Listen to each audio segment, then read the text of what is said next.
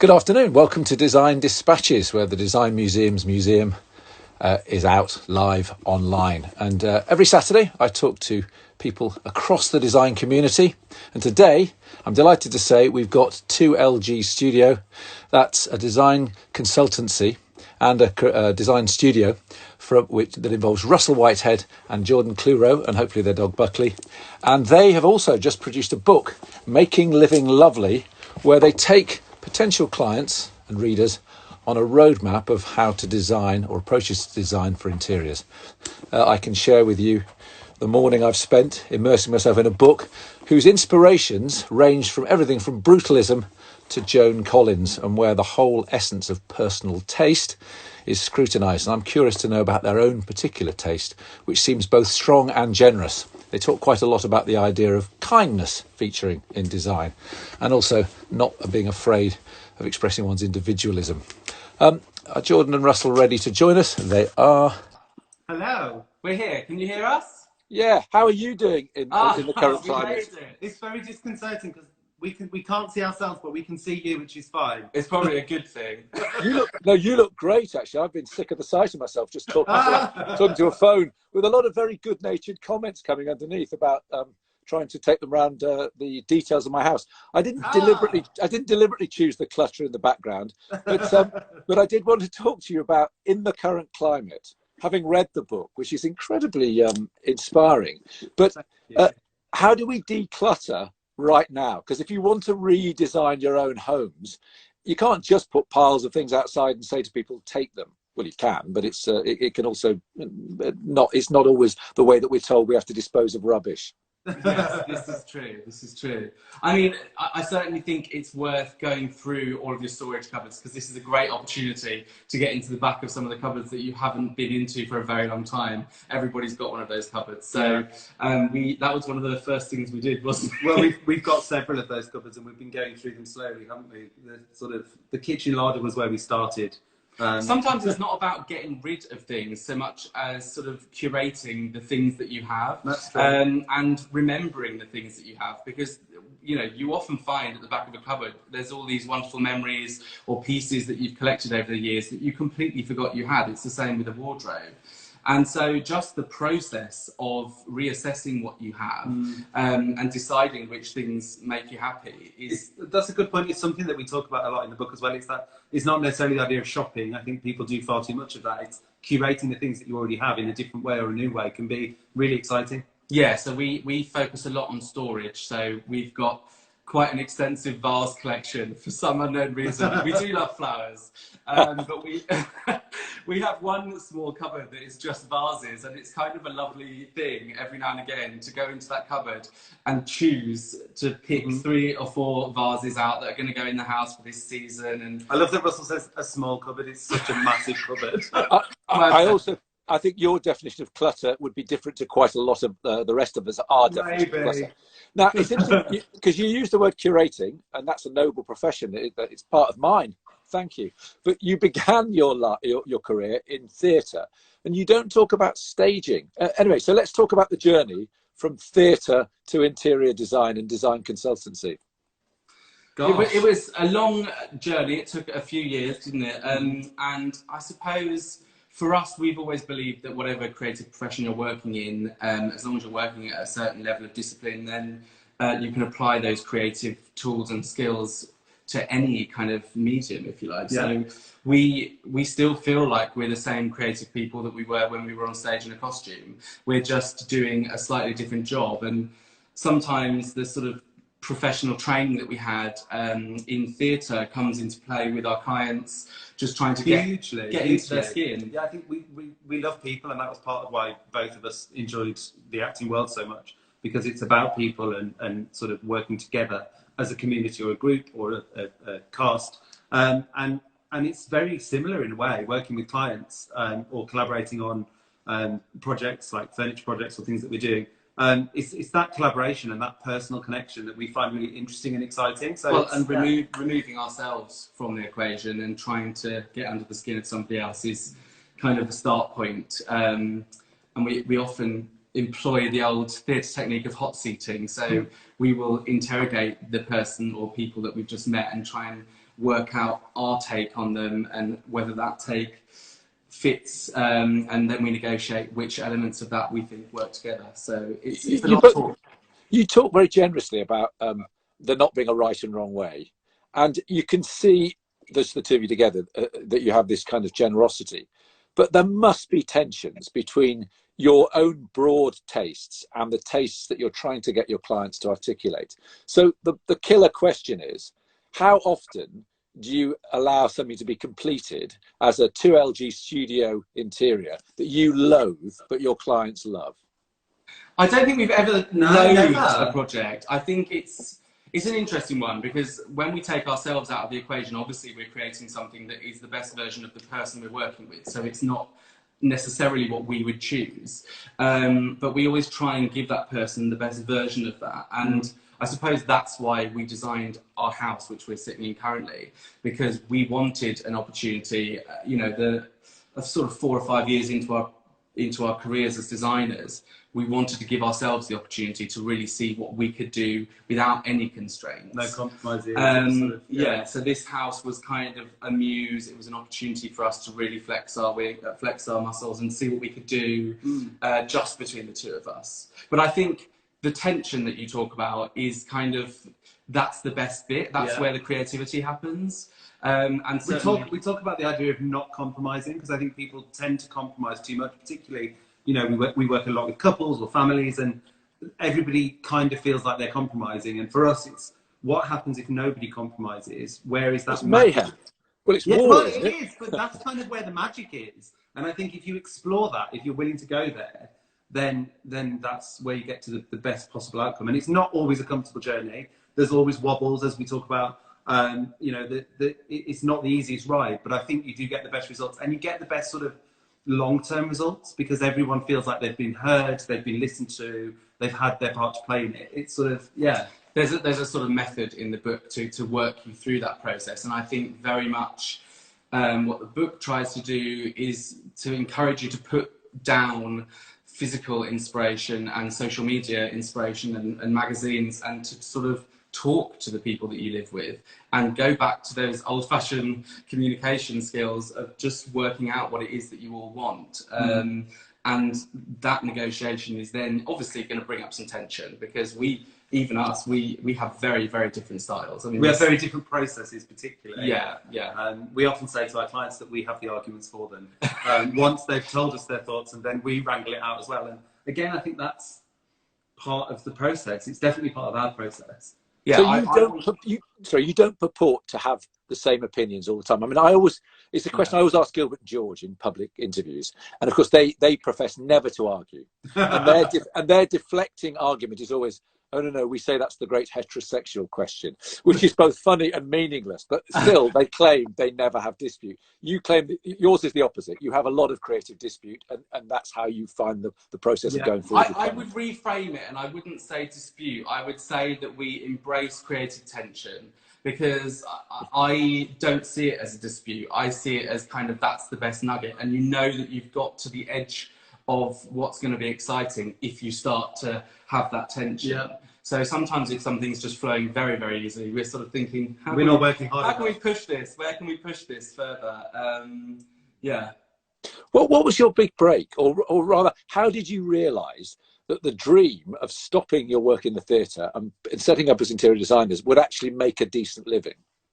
I think that, gosh, it wasn't a dream, it was a process. I mean... Also, it was a necessity, because we were, Russell worked largely on stage and me more in television, so our schedules were completely opposite. We never saw each other. And it was oh, there's Buckley. It was only a matter of time. I'll get him. And here I am alone again. Buckley went through all of this with us, so he's excellent. got a very valid opinion. There he is.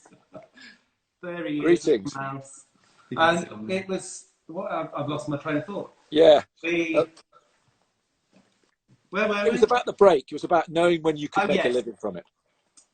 So it definitely wasn't an overnight thing, was it? I think it's there was a period where we were doing the design work while still working as actors. So I was doing 8 shows a week in Chicago in the West End, and Jordan was doing TV work and several adverts. And so we were doing both for a long time before we decided to take the leap of just choosing to do design for good. So it took a few years, didn't it? And there were a few tense car journeys from site visits to the theatre of thinking, am I going to have time to get my makeup on? There was a lot of that. Yeah, these things are so rarely simple or a straight line. I don't ever feel like we made a decision to do it. It just sort of was progressive. And I mean, we both always loved design and in our spare time have been part of that world. And it sort of just happened that we made it our profession. If you want to be really cheesy, the truth is, I suppose we were the moment that defined the move in our career, because we'd both been, we didn't meet as we met as actors, but we had been working as actors completely independently before we met. And I suppose when we met each other, facilitated the sort of move to a new career. It's very clear from the book that you draw on a range of sources, film in particular, but also music and books to a certain extent. We're just asking people across the design community what their cultural landscape is right now. So what are you reading and what are you listening to and what are you watching? I am currently reading Raven Smith's Trivial Pursuits, which is very funny. I've just finished reading the sequel to Call Me By Your Name, Find Me. And I've literally just started yesterday, Raven's book. I've been indulging in the Met Opera live streams in New York. So every night they stream an opera, and on my bucket list was Wagner's Ring Cycle. And, you know, I've seen quite a lot of opera. We go to the opera, but there were a lot of operas that I've never seen. And so I just thought, now, when am I going to have a better opportunity to sit down and watch 12 hours of Wagner? So it wasn't the easiest 12 hours, I must admit. Wagner's wasn't. I mean, it was an experience, but it was a long experience. And Devs, we just started watching Devs on BBC iPlayer. I think we're 5 episodes in. Have you seen Devs? Very good. No. Is this a recommendation? Set design alone is really beautiful, so that's quite inspiring. Yeah. So, but is that? Do you switch off, or are you always thinking that interior looks interesting, that detail looks interesting? I mean, is it always the inspiration that's there? Yeah, always. I think you find it easier to escape, particularly in film. I think even then, I think you're still like... I think we try and remain a bit childlike in our approach to life, and more so since we changed careers, because there is a freedom when you train sort of classically, as they say, as an actor.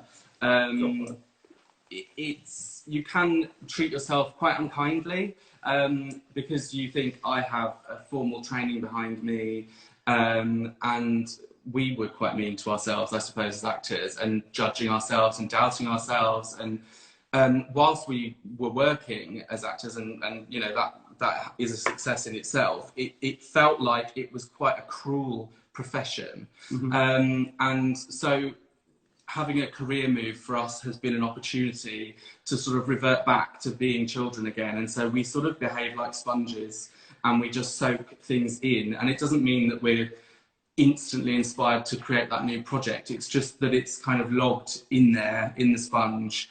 And when the right moment comes up, we go, ping, that feels right for this. And what about this? Yeah, it's kind There's something incredibly freeing about a second career. And I think we've definitely reaped the benefits of that feeling, that it's sort of just, you feel, or we particularly felt incredibly free. We've often had the opinion of somebody's going to do that job, why can't it be us? And I think applying that mental process has been super helpful in our... I think also the older we get and the more time we spend working towards a sort of joint goal, we're constantly sort of aiming for synergy, a synergy between the design work that we do, the clothes that we wear, the house that we live in, the food that we eat. You know, so we are vegan. We try and design using vegan products where possible. And so, yeah, the synergy is a big player in our lives because it means everything is a bit easier. There is a sort of through line to everything and there's a simplicity to everything, and sort of walking that line of deciding who you are or who you want to be, and just making decisions based on, does that fit with where we're going and what we want from life, and that fits into the jackets we wear and the colours that we choose in our house. Why do I get the feeling that even if you weren't broadcasting now, you'd still be dressed elegantly and in synergy? Or is it kind of underpants and a sweaty old t-shirt? It's a lie. We're very much theatre people. There's definitely a backstage and a front of house. Yeah. You can't see my feet. I hope Buckley's licking them. He's gone back to sleep on his bed. What about the feeding back into where you came? I mean, when you look at the Met Opera, for example, or film, does it make you want to design for the stage or for film? I mean, that's an illusion in a sense. And although a lot of good interior design conveys a certain illusion, your book makes it clear that you see it as a journey to some kind of real place where people can be more their authentic selves. So how does that play with theatre? Is theatre an aim that you'd like to pursue though still? I mean, when you dangle that carrot, that certainly feels like something I would love to do. I think film, particularly film set design for film, would be like a dream situation. Also, like on a more commercial stage, places like restaurants or a shop really interests me. We're very much in the sort of residential arena.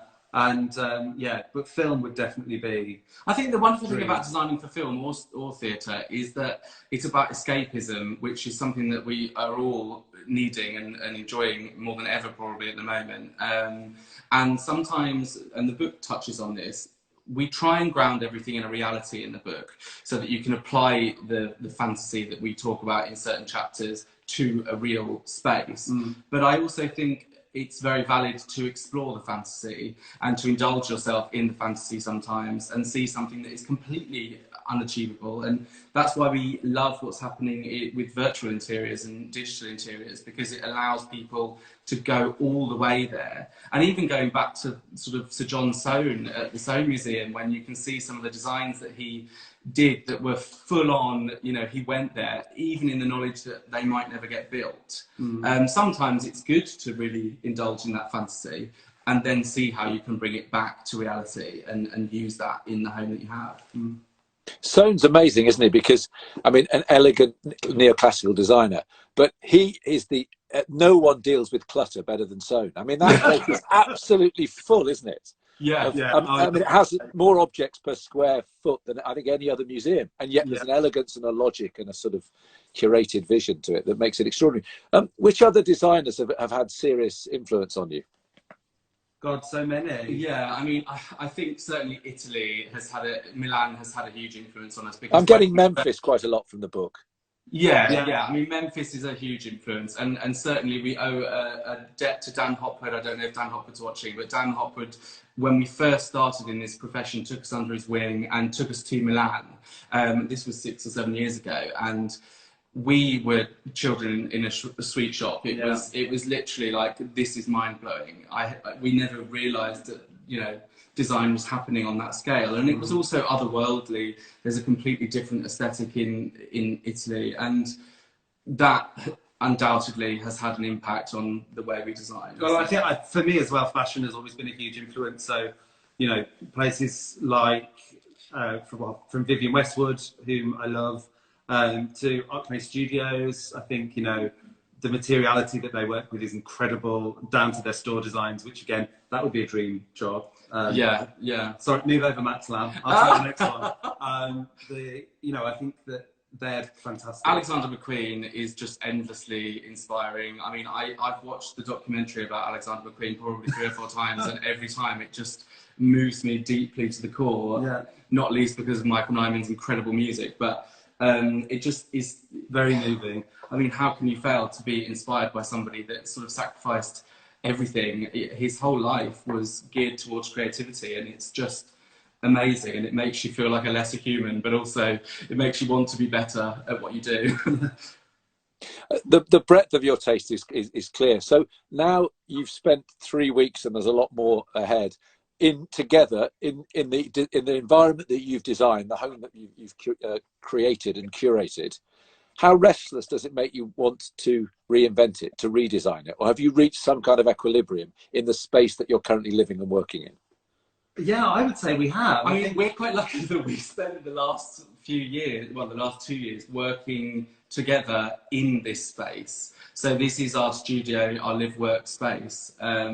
So we are quite well practiced at being together in this space working, which, you know, we feel very grateful for, because obviously that is a whole new territory for some people, and I can imagine lots of couples will be finding it difficult. Yeah, very stressful. But design wise, I think with our previous home, before this one, we did it quite quickly. It was quite a quick renovation, and we made a lot of decisions quite quickly. Whereas here, we've taken our time. We spent the last 4 years designing the space and renovating. And actually, I think for that reason, it still feels incredibly fresh. It's only been finished, well, a year probably, but I think because we took such a long time over making those decisions, we knew they were the right decisions. You know, where was the office going to be? Where were we going? What was our view going to be when we sit at a desk and work? What was the light like in the sitting room? Where we're going to be in the evening? And so I think because we paid a lot of attention to that, it feels like, yeah, I don't want to change anything. Just the garden. We also try and design spaces, going back to the curation thing, that do have a gallery feel to them. It's simply in the through line, the sort of simplicity of material choices, one flooring, one base note colour that follows throughout the entire project. And so it has left room for the house to be constantly evolving, and we can change things up. I mean, things like the doorway behind us was hand painted, and certainly we had a really strong, rigid plan for the design of this space, but that was a moment of creative freedom where we just felt like we needed to sort of shake it up a bit and have some fun. And also on a simple level, we rotate artwork quite often, so we'll change artwork that hangs above the fireplace. Art is something that we love, and we've got a very small collection of things that are dear to us, not necessarily works of art in terms of physical price value, but things that we love, and we rotate so that keeps it interesting. And we almost change them with the seasons, don't we? Yeah, I mean, this whole period, I'm sure you are feeling it too, value is more sort of important than ever. It's kind of changed a lot for a lot of people about what we value and why we value it, and we do touch on that in the book about sort of where you place value. And our whole opinion, our ethos, if you like, is that bricks and mortar have been so powerful for so long, especially in Britain, that you sort of, an Englishman's home is his castle, and how much are you going to add value to this property? And our approach is very much about adding value to the experience of living in the property, rather than adding value at the end. I mean, obviously, hopefully, we have added value to this house, but that wasn't the drive. The drive was, how can we enjoy the experience of being in this house? And the person who buys this house can worry about their experience of it, but we want to enjoy our experience. Are we selling the house now? No, we're not. We're not. But, no, but it's an interesting exercise in what you place value on, because so many people design white kitchens and white bathrooms, and because they've been told for so many years that that's what sells houses, and bright, airy spaces, and you're not allowed to show too much personality. Don't show too much personality, because no one will buy it. And I suppose we just wanted to indulge ourselves in enjoying the day-to-day existence of being in this house, which I think gets lost. It's a very abstract question about where the process of interior design begins. I get the feeling from the book that actually often it begins with a conversation with the client and trying to get them to work out what it is they want. But when the two of you have designed your own houses, what is the starting point? The bones of architecture, a colour scheme that is the trigger, a particular shape? I think we both approach that question very differently. I tend to be very instinctive, and so I might be, it's blue, what colour's the cover of the book? It's blue. It's just blue. And then Russell is much more interrogative. He's like, why is it? How is it? Which particular blue? Would you agree? Yeah, you're what and I'm why very often. I will write, when we first moved into this house, I wrote pages of notes about the sort of what each room felt like when you walked into it. And you did mood boards, a visual expression of that, because that's how you operate. And then we sort of came together, didn't we? But yeah, the start point actually is very often colour. Colour is where we often, just because we both respond to colour very strongly. Yeah. So it's always been a natural place for us to begin the discussion. But that was a learning as well, because I think because we're married and we've been together a long time, we thought that we were perhaps communicating that to each other. And I think early on in our careers, we figured out that we weren't necessarily, which is where we came to the sort of roadmap idea that's in the book, that you can sit with a pen and paper and write down, you know, how the room makes you feel, 3 colours that you think of when you think of that space, or feelings, give it a title, like a film title perhaps, and then we come together with those lists and we make one list, and that's sort of what we work from. I've got a little roadmap because a lot of people want to see around your house, but we agreed we weren't going to do that today. But could we book a different session where you take us on a tour around and we use the house as a case study? Because I think there'll be a lot of interest in that. Yeah, absolutely. You could hardly say no, could you? We'll have to get new outfits. Well, we're also loving the tantalising glimpse of the colour in the background that's beautifully offset by and is offsetting the jackets you're wearing. Nice. One of the things, though, we are going to ask you to do is whether you have an object or objects with you that mean something to you, whose designs you love. Briefly, have you got an object or two for us? We have. Yeah, we've got one each because we couldn't design. So this is mine. Can you see? You can, yeah. So this is a Royal Doulton foal that was one of the first things Russell bought for me. And I don't know how well you can see, but all of his legs have been broken. Like this one many times. And it's sort of, he's been glued back together so many times. And I love him so much. Every time I look at one of the breaks, it reminds me of, that was when we had friends for dinner and he got knocked off the mantelpiece after a bottle of wine, or, you know, it's just, I don't know. We're also great animal lovers, aren't we? We are animal lovers, definitely. It reminds me of Buckley, weirdly, as well. Well, there's a 3D dog referred to in the book, isn't there, as well? Yeah. We are big animal lovers. I suppose it's nice to have moments of sort of wit, humour in a house, because you don't want to take yourself too seriously. So we like to have a lot of animals around us, certainly. I've brought this candlestick, which is recycled plastic extruded from a gun that it's by James M. Shaw, and he's just such a lovely man. He did a show called Plastic Fantastic, was it? London Design Festival 2 years ago at London Design Festival, and we've loved his work for ages, and he has this kind of insane gun that looks like something Ripley would hold in the Alien movies. In the Alien films, and he sort of extrudes these shapes, and yeah, they're just great fun. So that's mine. Okay, we're nearing the end, but we've got the promise of a full tour, which is wonderful. What advice?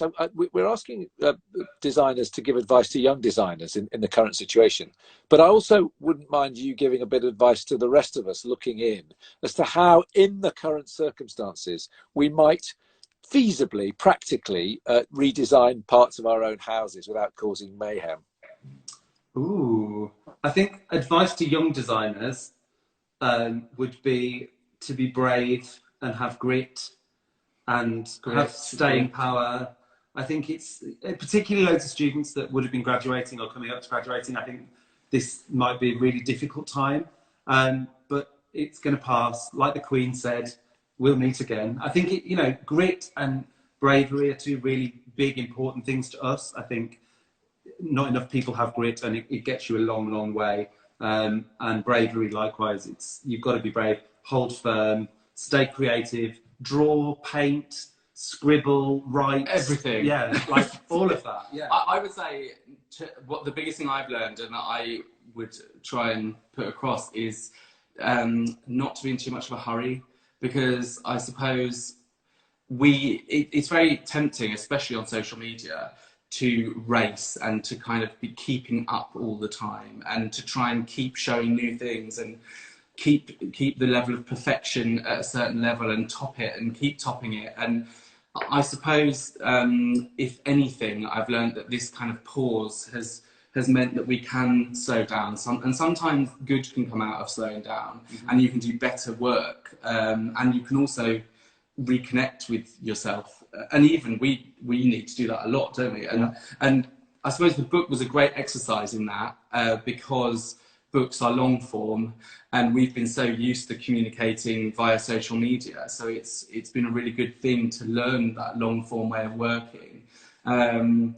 Yeah. And what about changes to your house while you're in the lockdown? Don't make any rash decisions that you're going to regret in 3 or 4 months' time. Take the pressure off yourself. Try and enjoy the experience of being with your loved ones or being with yourself and sort of indulging yourself in your thoughts. And yeah, I suppose I wouldn't want to say get the paint out and try and feel like you have to change your whole house up. I just think the most important thing is to kind of take it easy and be kind to yourself, because I certainly have felt very emotional throughout this whole experience. And some days I've just felt like I just can't be creative today. I just can't. And that's okay, I think. But I mean, for a very base level, start with the shelf, change it up. Like we said, about look at what you already have, try and see it in a different space, a different room, a different shelf, a different mantelpiece, whatever it may be, and do that. Small changes. Bring something green in from outdoors if you can. That helps. We've been cutting all the tulips from our front garden that we planted last year because I thought, if someone's going to enjoy them, I am.